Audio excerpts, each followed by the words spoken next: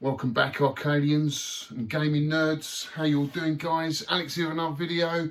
Hope you're staying safe, keeping well in these crazy times. I'm just going to jump straight into it, guys, because I know there's a lot of crap going around, and everyone's obviously thinking about their loved ones right now and ourselves, our own safety. But you can only repeat it so many times. Stay at home and stay safe, and stop this horrible virus spreading around, because it is really, really nasty. And our thoughts go out to all those people that in the NHS that are working their butts off to help everybody out as quickly as they can. So I just want to get straight into it then, guys. This is a video response from to David, Retro Games Plays Badly. I'll put a link to his video channel below. But before we get into that, I just want to remind UK VACers that the meet is postponed. It's not off, it's just postponed until obviously all this is cleared up and I can put another date back in the diary. But until then, it's anyone's guess when it's going to happen. But, it will happen. And when it does happen, we're going to have a massive party, guys. The next thing I just want to remind you guys, all my subs, I'm doing a really special unboxing of an extremely rare prototype arcade machine this coming Thursday at 8 o'clock. It's something I just never in my wildest dreams thought I'd ever own, and never really try to hunt down because it's so rare. I just thought it's not a chance in hell I'm going to acquire this game. But it's happened, and I'll be unboxing it. It's in my garage right now. It's arrived. I haven't unwrapped it because I'm saving it for Thursday for 8 o'clock, where I'll do a live stream. So where all of you can just join in the comments and see my happy face as I unwrap this game. It's just unbelievable, guys. So stay tuned for that. It's going to be awesome. So yeah, let's get into this video then. This is a video response to David's channel. Awesome channel. Love David. Such a guy. Honestly, makes me laugh. But he put this video up of the top 10 favourite games that he's found whilst collecting. And I thought that was a really good subject, actually. So it's not your best top 10 games ever. It's just games that you've missed, when they came out, and just stumbled upon them later on down the line, or someone's recommended this game to you and it's like 10 years old or whatever, and you finally fell in love with a game or a genre, that you never really discovered on first launch. So, starting off, in no particular order, as I say, there's no like number one game here. They're just games that I've stumbled across, which I never played back in the day when they were released. I just thought, wow, this is so cool. How did I miss this? So number one, and it's a real mixture here. It's mainly Nintendo, guys. But there is the odd arcade stuff here as well, is Vector Pilot. Now, you've seen me talk about this game a lot in my last Vectrex video. I did a video game room tour of Cine Steve's, and he put this on, and I don't know, I just wasn't impressed at first glance. I don't know why, it just never clicked. Do you know what I mean? I guess you need to sit down and play it. And I think since I've had my Vectrex modded with the buzz-off kit and the audio taps, I can now run it through the speakers. This sounds absolutely incredible in stereo sound, and with the overlays and everything. And then I've given it that time, because Time Pilot was a game that I used to love back in the arcade. It was a game that was in my arcade, and I did play it a lot. But to have it on the Vectrex is something else. So I did. If you will go back and watch my video game room tour of Cine Steve's, we actually play it in there, but I never bought it. And it took me about a year to pick this up, and then finally fell in love with it. So this is my number 10 game, okay? My next game is a very, very old game. It's an early 80s game, and it came out on the Sinclair Spectrum. And I used to own it, funny enough, but never, ever put any time into this. It is Iridium for the Sinclair Spectrum. And the only reason in the last year that I thought I'm going to give this game a go is because I've been playing Hyper Sentinel on the Switch. Now, guys, if you haven't played Hyper Sentinel on the Switch, This is basically a successor to Iridium, but with updated sound and graphics, and really, it is absolutely amazing. It really, really is. It's got the kind of arcade sounds like Robotron. It's really fast-paced. It's just an absolutely awesome game. So I went back and I played Iridium. And I thought, I'm never going to like this, but I did. I really loved it. Thought it was a really cool game. And, you know, it's obviously not Hyper Sentinel, but it's definitely got the graphics there. It hasn't got the sound, but it was really, really playable and really, really enjoyed it. And I tried, you know, went back over and over again to try and beat my last score and found it really addictive. So yeah, Iridium for me is a game that I never really put any time into back in the day, and just found, how did I miss this game? It's so cool. So yeah, there's another game.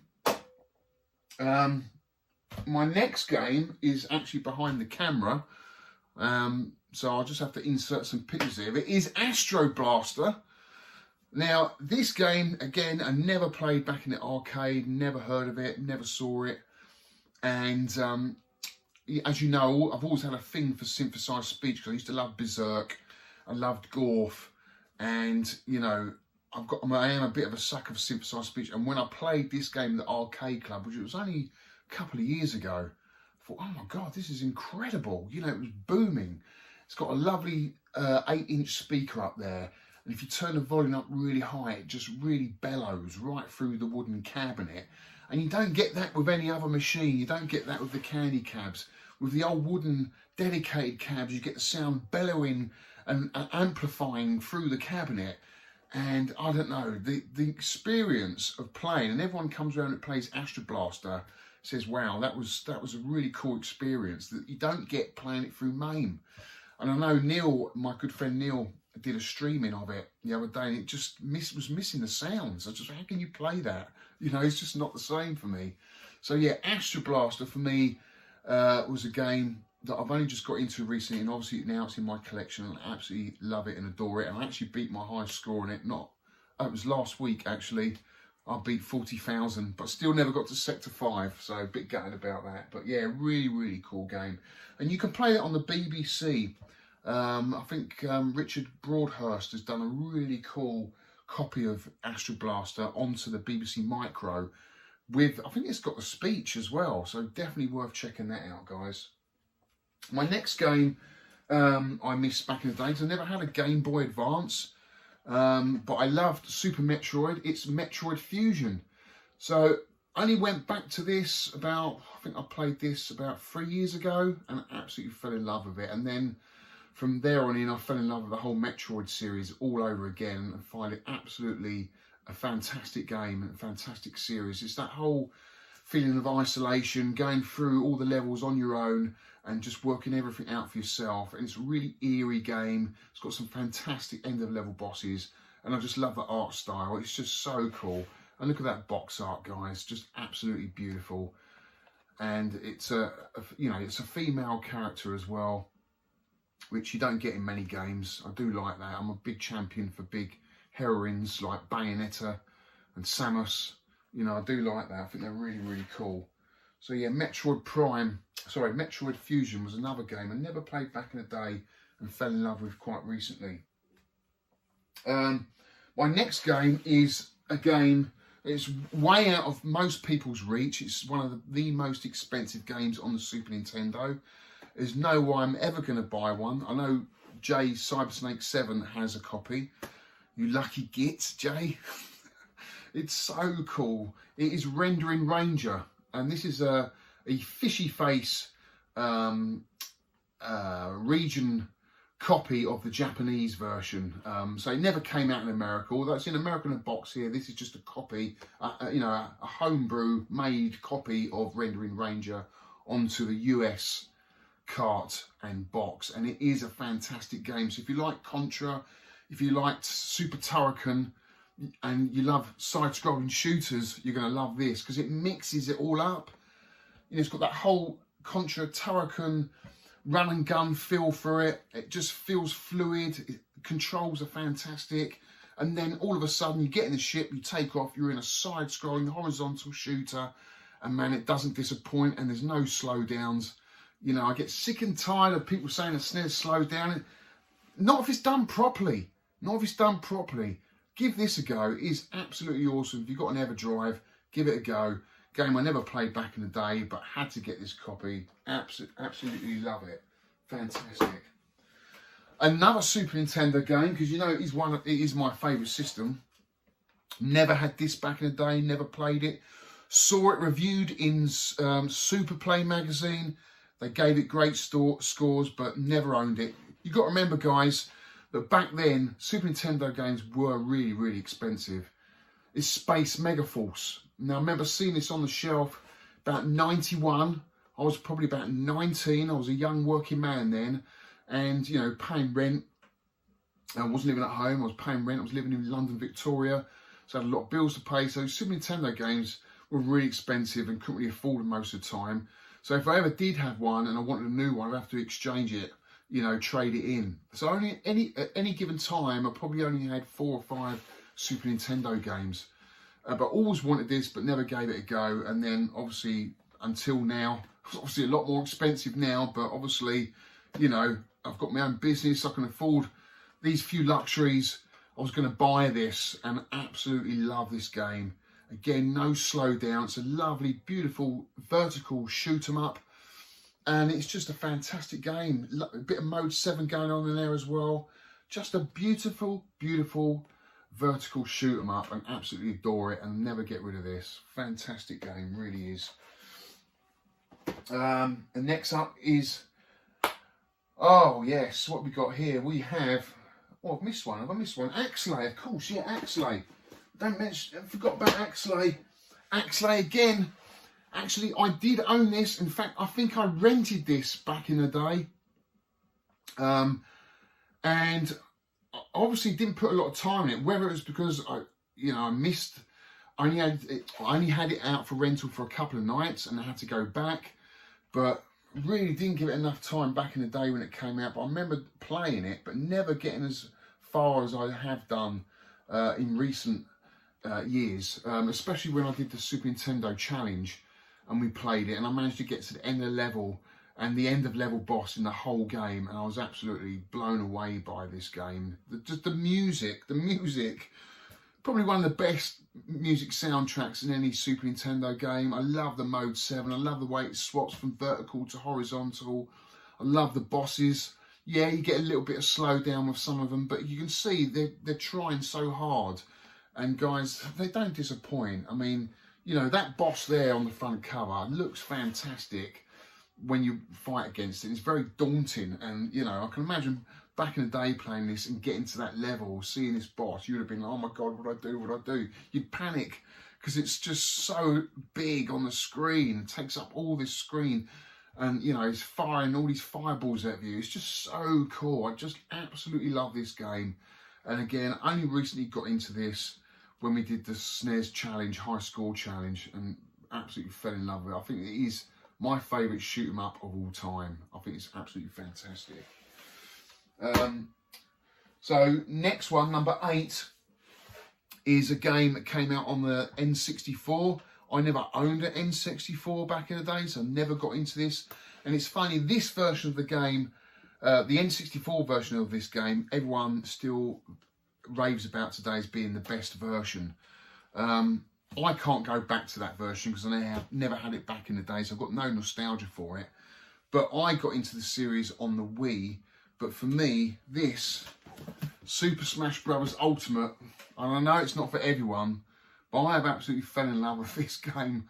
I think it's absolutely, I just dip into it all the time. Just keep dipping into it, keep playing it, keep chipping away at it, and I just love it. I just love it. I think it's absolutely brilliant. You know, once you've worked out the moves, and there's not many, but the things you can do on the platforms, all the little kind of touches for all the nostalgia of all the old Nintendo characters and all the old games that they used to make, like Sheriff. He makes an appearance, Jack from Sheriff, in the game. It's just got every Nintendo character and some Sega characters in there. You know, it's just absolutely awesome. I mean, to play Street Fighter, Ken and Ryu in this is just unbelievable. It really, really is. Bayonetta's in it as well. She's one of my favourite characters. Zero Suit Samus. It's just an absolute joy to play. And if you haven't played, just give it some time, guys, because it is really, really good. If you're not really into big combo fighters, this is an easy way into fighters, but at the same time, it's got this depth if you want to explore it, because there's so much depth there. It's so cool. Such a brilliant game. Absolutely love Super Smash Bros. On the Switch. Absolutely brilliant. So my last game is an arcade game, and it's right next to me here. You can't see it, but I'll put a few images in. Again, I did hear of this game back in the day when it came out. It's Robotron. Robotron. I heard it more through probably the different versions on different consoles. I know there's one on the BBC, and I remember playing that back in the day, the BBC version of Robotron, but never played the arcade version, only until recently, and absolutely fell in love with it. And to be honest with you guys, it is probably my favourite game of all time. You know, every game's different, you know, not every game's the same, and, you know, it's so fast-paced. It's incredible. It's just incredible to play. Each time I just, like, you come away buzzing from the adrenaline that you'll get from playing this game. I'll come off sweating most of the time. It's a real workout. It's so cool, so fast-paced. And the only way to play it is on an original arcade machine with twin-stick controls, because playing it on the BBC Micro, which I did do recently, is rock hard with the keyballs. Any other way, I suppose you could play it on, actually there was a way I was playing it. I used to play it on the PS2 with the analog sticks. I guess that is probably the only other way of playing it. If you've got two analog sticks on a controller, plays pretty well actually. But I still prefer playing it with the joysticks. It is an absolutely incredible game. It is, for me, it's the perfect risk-reward game. It's got that perfect amount, you know. And what else can I say? The cabinet is beautiful. It's that whole kind of vision of the future of what it would look like 2084. I just love it. I just love it. And again, this only came into my collection last year, and I'll never get rid of it. Absolutely adore it. So yeah, that's it. So that is my video response to David Retro Games Plays Badly. David, thanks for putting that video up, mate. It was so cool. Really enjoyed it. Make sure everyone watches David's videos. I'll put a link to his channel below. It's an awesome channel. So that's it, guys, for this week. Just thought I'd get that out there. A little something before the live unboxing on Thursday at 8 o'clock. So look out for that, guys, and I'll see you then. Cheers. Take care.